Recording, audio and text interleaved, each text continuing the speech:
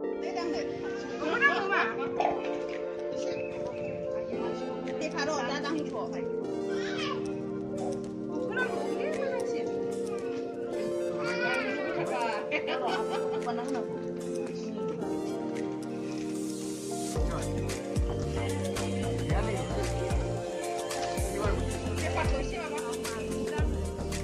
Daniel cái khăn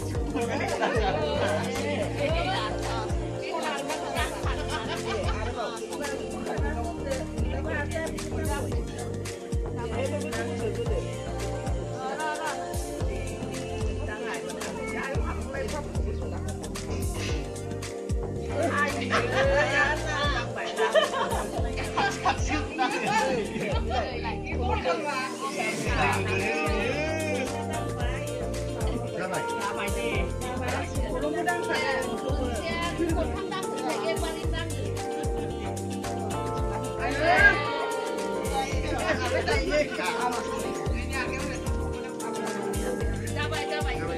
cho kênh Ghiền Mì Gõ để